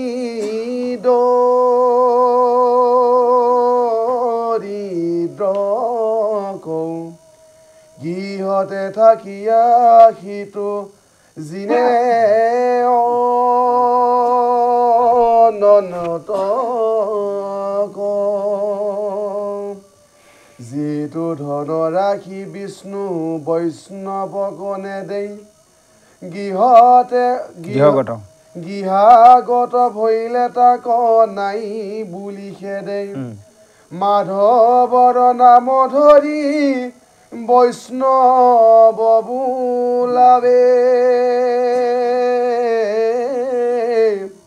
হেনয় জনক দণ্ড কৰন্ত মাধৱে নুহি চোৰে নুহি অগ্নিয়ে দহয় নুহি দণ্ড বন্ধ কৰি ৰাজায় লবয় সাধন বুলি পাছে কান্দে ৰাও বান্ধি ঘৰে ঘৰে মাগে কৃষ্ণ বুলি কান্দি কান্দি জল বুদু বুদু যেন অধীৰ জীৱন হাতে বাটে কেতিখন মিলাবে মৰণ কোকেন মতে নিদ্ৰা আখে নুগু নাম নত নভৈ লহৰিত মতি ইহান জন্মত সন্তজনে থাকে জানি নিদ্ৰা নযায় সুখে হেন জানি কৃষ্ণ নাম নচাৰিবা মুখে অ ৰাম শ্ৰীচন্দ ভাৰতী ভনে আতি অল্পমতি ডাকি হৰি বোলা পাপ যাওকয় গতি হৰি ৰাম ৰাম হৰি ৰাম ৰাম ৰাম জয় কৃষ্ণ যে এইসকলেহে ধন অৰ্জন কৰি জীৱন সামফল হয় যিসকলে কৃষ্ণৰ কৰ্মত অৰ্থাৎ বিপ্ৰসকলক বৈষ্ণৱ দুখীয়াক দৰিদ্ৰক দান দিয়ে সেইজনে গৃহতে থাকি তেওঁ কি কৰিব পাৰে সেইজন ভগৱন্তক পাব পাৰে অৰ্থাৎ ভগৱন্তক চিন্তা কৰে দান দিলেও এই যেতিয়া তেতিয়া যাকে তাকে যেনে তেনে দিলে নহ'ব তেতিয়া ভগৱন্তৰ নাম অৰ্থাৎ ভিখাৰী এজন আহিলেও এই হাততে দিলেও শেষ হ'লেও আমি নমস্কাৰ এটা কৰিবলৈ দিব লাগে সেৱা এটা ধৰি দিব লাগে চাউলে দিয়ক কিবা টকাই দিয়ক নহয় জানিব যি বস্তুৱে নিদিয়ক কিবা বস্ত্ৰ এভাগে দিয়ক সেৱা কৰি দিব লাগে সেইটো আকৌ ভগৱন্তৰ নাম তেতিয়াহে দান দিয়া হ'ব ভগৱন্তৰ নাম নলয় যেতিয়া দিব লাগে দিছোঁ তেতিয়াহ'লে দানত নপৰিব সেইটোৱে কৈছে আৰু এটা কথা কৈছে আমি সোঁহাতে দান দিলে বাওঁহাতে গম পাব নালাগিব যে দান দি আমি কেতিয়াও ক'ব নালাগে যে মই ইমান দিলোঁ সিমান দিলোঁ হয় সেইটো অকণমান দান দিয়াত নপৰে নহ'লে তাৰমানে কি হয় সেইটো দিয়া আৰু নিদিয়া একেটাই কথা গতিকে মুক্ত হস্তে দান দিব লাগে আৰু কৈছে যদি এনেকৈভাৱে কৈছে সেই যিটো ধন ৰাখি বিষ্ণু বৈষ্ণৱক নেদে গৃহাগত ভৈলে তাক নাই বুলি খেদে মাধৱৰ নাম ধৰি বৈষ্ণৱ বোলাই হেনৰ জনকৰ দণ্ড কৰাবে মাধৱে এতিয়া আমাৰ এনেকুৱা হয় ধন ৰাখি থৈ গৃহতে থোৱা যায় থাকিলেও নাই বুলি কোৱা যায় আৰু যদি ভগৱন্তৰ নামত আহিছে কোনোবা দুখীয়া দৰিদ্ৰও বিচাৰিছে ধেৰ দিব নোৱাৰে কমকৈ হ'লে দিয়ক এইটো যেনে ভিখাৰী এজন আহিলে নাথাকিলেও ক'ব বাৰু 5 টকা এটা হ'লেও দিয়া যায় সেইটো ব্যৱস্থা কৰাই যায় বাৰু আমাৰ গৃহত থাকিলেতো কেতিয়াবা বা কিবা অকণমান দিওঁ নহ'লে একেবাৰে ক'ৰবাত খুচুৰা মুচুৰা বিচাৰি কৰি হ'লেও 5 টকা এটা হ'লেও বা 2 টকা এটা হ'লেও দিয়া ব্যৱস্থা চাউলে মুঠি আমি সেইটো কৰোঁ কিন্তু আৰু তাকো আমি সেৱা কৰি দিওঁ আৰু ঘৰত থাকিলে ল'ৰা ছোৱালীকেইটাক দিয়ে সেৱা এটা কৰা সেইটো কৰাই দিয়া খুব ভাল কিন্তু এই ল'ৰা ছোৱালী থাকিলে ডাঙৰ কৰিবই লাগে ল'ৰা ছোৱালীক বেছিকৈ সেৱা আশীৰ্বাদ এটা লৰাই দিব লাগে সেই সৰু ল'ৰা ছোৱালীবিলাকৰ গহৰটো মানে ষ্টৰিবিলাক বেছিকৈ কাটা যায় সেইটো কৰাব লাগে যা হওক এনেভাৱে যিসকলে নিদিয়ে সেইসকলৰ ধনবোৰ কি হয় বোলে হয় চুৱে নিব নহ'লে ক'ৰবাত জুই জ্বলি যাব বোলে অমুকৰ ঘৰ দোকানখন জ্বলি গ'ল কিয় জ্বলিলে কথা আছে প্ৰসংগ আমি কোৱা শাস্ত্ৰ সন্মত কৈ আছোঁ কাৰোবাৰ কিবা জ্বলি গ'ল কিয় জ্বলি গ'ল ৰাখি ৰাখি থোৱা সেই এতিয়া কি হ'ব নহ'লে অৱশেষত ৰজাই ল'ব কিবা এটা কেছ মোকামত পৰি গ'ল হয়নে বাৰু তাৰ ধন যাব সেইকাৰণে ভগৱন্তই কৈছে কোনটো ধন যায় জানে ঈশ্বৰক নিবেদন নকৰা বুলিয়ে নহয় আৰু এটা ধন যায় অসৎ পথে অহা ধনটো ভগৱন্তই কৈছে যিসকলে অপকৰ্মভাৱে অসৎভাৱে বেয়া পথে ধন অৰ্জন কৰে সেইসকলৰ ধন মই 3টা ৰূপত হৰণ কৰোঁ বুলি কৈছে 3টা ৰূপ 1 নম্বৰতে কৈছে পুলিচ 2 নম্বৰত কৈছে মই উকিল ৰূপে হৰণ কৰোঁ 3 নম্বৰত কৈছে মই ডক্টৰ ৰূপে হৰণ কৰোঁ এই যে ৰজাই নিয়ে বোলে কেছ এটাত পৰি গ'ল কোনোবাই দি দিলে সৰুকৈ থানাতে কেছ এটা আহিল পুলিচ কিবা এটা দিবই লাগিব মান সন্মানৰ কথা আছে ধৰি লৈ যাব আপোনাক সেইকেইটা পালে সিও ধৰিব নিদি সিফালেও কেইটামান ল'লে ইফালেও তাৰো যাব লাগে মোৰো যাব লাগে হয়নে বাৰু নিনিলে দুই পক্ষৰ মাজতে বুজাবুজিকে চলাই লাষ্টে মিলামিলি কৰিব কেইটামান খাই ল'ল নহয় মিলামিলি কৰাই দিব আৰু যদি কিবা কাৰণ কোৰ্টত কেছ ৰেজিষ্টাৰ কৰিলে আপুনি উকিল এজন আমি উকিল এজন ধৰিব লাগিব মাহে মাহে উকিলজনক তাৰিখে দি থাকক হয়নে বাৰু তেওঁ উকিলে হৰণ কৰিলে যদি আটাইতকৈ ডাঙৰজন হৈছে ডক্টৰ আজিকালি জানেই ডক্টৰ কিমান টকা লাগে প্ৰাইভেটত লৈ যাওক হয়নে বাৰু ইয়াত নহ'ল বোলে ক'ত গুৱাহাটীত নহ'ল বোলে ক'ত বাহিৰত লৈ যাওক বাহিৰত লৈ গ'লে কি হ'ল ধনও গ'ল জনও গ'ল বোলে হয়নে বাৰু তেনেকুৱা ঘটিও আছে বাৰু গতিকে এই শাস্ত্ৰই উল্লেখিত কৰিছে সেইকাৰণে কি হয় আমি যি ধন অৰ্জন কৰোঁ সেই ধন এটা পাৰ্ট ভগৱন্তৰ নামত নিবেদন কৰিব লাগে এই যে পুৱা আৰু সন্ধিয়া ঈশ্বৰ কৰ্ম কৰা যায় এটা পাত্ৰত এটা আমাৰ দোকানীসকলে বা এটা ৰাখিছে ঈশ্বৰৰ নামত তাত থয় আমাৰ গুৰু গৃহত এটা ব্যৱস্থা ৰাখিব লাগে আমাৰ এইটো কৰি আছে বাৰু সদায় যি পাৰোঁ 1 টকা 2 টকা 4 টকা 5 টকা 10 টকা যোনদিনাখন যি শক্তি ওলায় একেবাৰে নোহোৱা দিনাখনে 1 টকা এটা থ'ব লাগিব তাত 1 টকা এটা যদি ভগৱন্তক দিয়া যায় তেতিয়াহ'লে তাৰমানে বাকী যিমানবোৰ আপোনালোকৰ একাউণ্টছত বেংকত থকা ধন হাতত থকা ধন পৰিশুদ্ধি হৈ যায় এই ধনটো যেতিয়া পৰিশুদ্ধি হৈ যাব বেয়া কামত খৰচ নহয় আৰু আমাৰ ধনবোৰ খৰচ হৈ শাস্ত্ৰত লিখিত বেদত লিখিছে যে আমাৰ ধনবোৰ হয় 1 নম্বৰতে হয় কি যে এই ধনবোৰ বিভিন্ন হাতৰে বগাই ফুৰে টকাটো যে আপোনাৰ হাতত থকা টকাটো মোৰ হাতত থকা টকাটো ক'ৰ পাইছে ঠিক নাই ধনবিলাক বিভিন্ন কামত ব্যৱহাৰ হয় হয়নে বাৰু মাছ মঙহৰ হৈ গৰু কিবা কিবি বেয়া কৰ্মতো ব্যৱহাৰ হয় গতিকে এই ধনবোৰ অসুচি হয় এই যে আপোনাৰ হাতত মোৰ হাতলৈ ডেইলিটো টকা পইচা 1 টকা 2 টকা 100 200 অহা যোৱা হৈ আছে এই ধনটো মানে পৰিশুদ্ধি কৰিবলৈ ৰাতিপুৱা এটা যেতিয়া নিবেদন কৰা হ'ল শুদ্ধি হৈ আছে সৎ কামত লাগিব আৰু কেতিয়াবা আকৌ গধূলি দিলে সেইটো সৎ কামত লাগিব এইটো প্ৰমাণ পাইছোঁ প্ৰভু আগতে ধেৰ পইচা ইনকাম কৰোঁ বেয়া কৰ্মত এদিনত 3,000 4,000 5,000 10,000 পৰা ৰেকৰ্ড আছে কিন্তু হিচাপটোৱে থাকে একো কামত নাই তেতিয়া আকৌ এইবিলাকো কৰি ফুৰিব আছিল প্ৰভু গতিকে ইমান টকাবিলাক উৰি যায় এতিয়া পাঠ পনন গাইব কোনোবাই 100 টকা 200 টকা 50 টকা দিয়ে সিও ঘৰখন চলি আছে আমি ধুনীয়াকৈ হয়নে বাৰু এইটো সৎ কামত লাগিছে কাৰণ আগৰ ধেৰ ইনকাম হয়তো প্ৰমাণ পাইছোঁ শাস্ত্ৰ পঢ়ি যে অসৎ পথৰ ধনবোৰ সেনেকৈ যায় কেৱল হিচাপ থাকিব ধন নাথাকে সেইকাৰণে কৈছে শেষত কৈছে যে এই জীৱনটো হ'লে জলবুদু